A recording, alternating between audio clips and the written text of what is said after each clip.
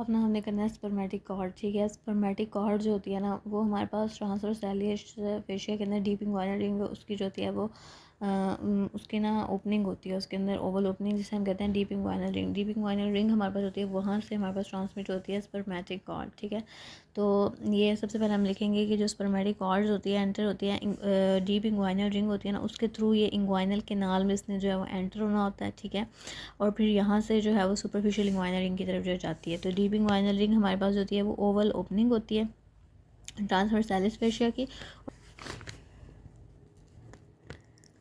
और देन हमारे पास आ जाता है सुपरफिशियल इंग्वाइनल रिंग। हमारे पास एक ट्रायंगुलर सी ओपनिंग होती है और ये हमारे पास एक्सटर्नल ओब्लिक मसल के अपने रेसेस में ना गैप होता है उसको कहते हैं।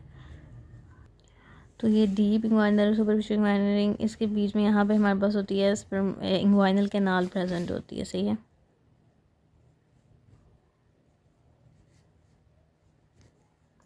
अब जो हमारे पास स्पर्मेटिक कॉर्ड होती है ना ये बेसिकली मेल्स में जो है वो प्रेजेंट होती है द इंग्वाइनल कैनाल में जो है through deep inguinal ring and then pass out through the superficial inguinal ring. इसका ये आपने लिखना है, ये हो गया। अब हमने ना इसकी कवरिंग्स देखनी है। ठीक है, तो बेसिकली ना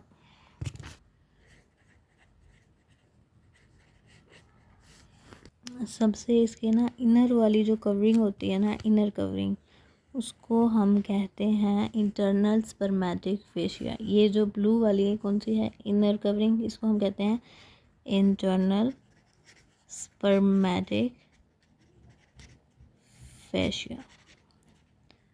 और ये जो होती है ना सबसे अंदर वाली है, तो इसको डिराइव किया जाता है ट्रांसवर्सैलिस फेशिया से, डिराइव फ्रॉम ट्रांसवर्सैलिस फेशिया।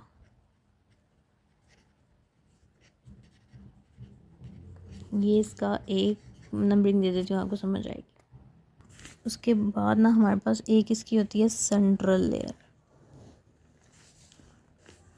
जो इसकी सेंट्रल लेयर होती है ना उसको हम कहते हैं क्रेमेस्टेरिक फेशिया।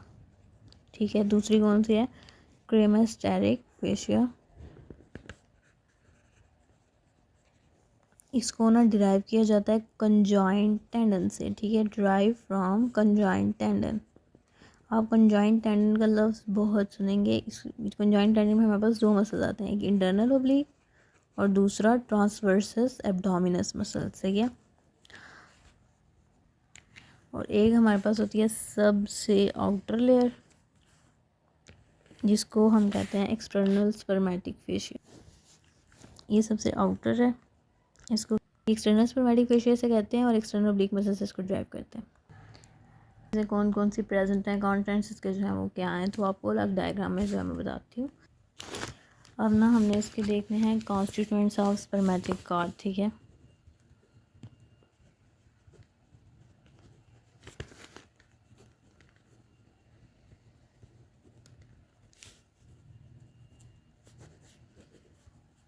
कॉन्स्टिट्यूएंट्स में सबसे पहले हमारे पास यहाँ पे ना इसके अंदर प्रेजेंट होता है इस तरह का, इसको हम कहते हैं डक्टस डेफर्न्स।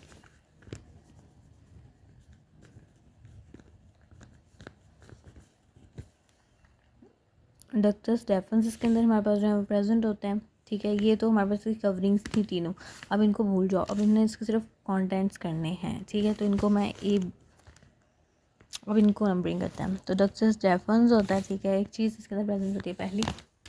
इसके बाद हमारे पास ना इसके अंदर आर्टरीज भी प्रेजेंट होती हैं। तो इसके अंदर एक होती है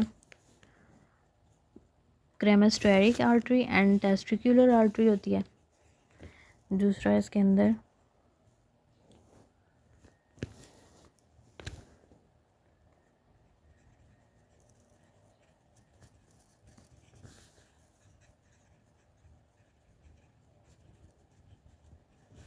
आर्टरी प्रेजेंट होती है। देन इसके अंदर हमारे पास होते हैं लिम्फेटिक्स वगैरह प्रेजेंट होते हैं।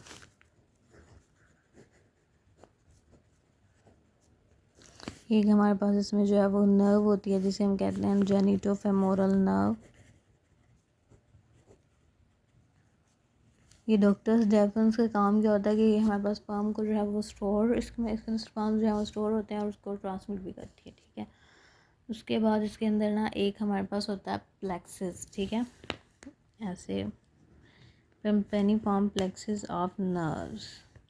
वो भी इसके अंदर जो प्रेजेंट होता है।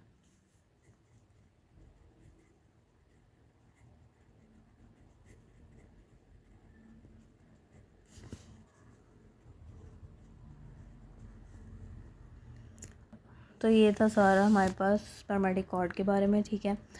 पहले आपने बताना है कि ये मेल्स के अंदर प्रेजेंट होती है, डीपिंग वाइनल रिंग के थ्रू जो है वो पास करती है, एंड देन हमने इसकी कर्विंग्स की हैं और इसके कॉन्स्टिट्यूएंट्स किए हैं कि इसके अंदर प्रेजेंट क्या क्या चीज़ें होती हैं। That's it.